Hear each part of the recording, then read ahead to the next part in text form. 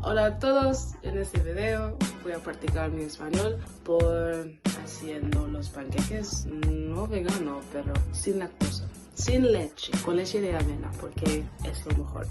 Ok, los quiero. Primero necesito freír el tocino, pero el tocino de pavo porque es más saludable, tiene menos grasa, creo que sí.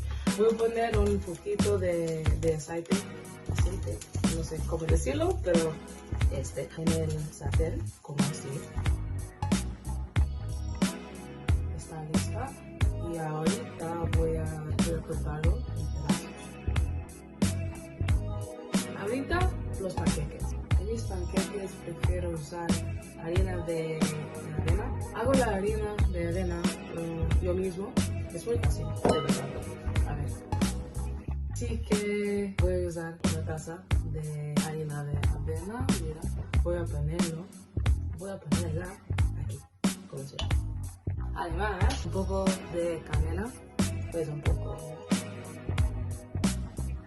como así. Además necesito una cucharita de baking powder, como así.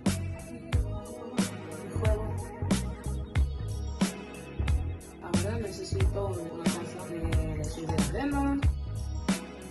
Voy a usar un plátano maduro, un poquito maduro, no mucho, pero sí. Necesito mezclar con la harina, el huevo y la leche de avena. Voy a añadir el plátano ahorita.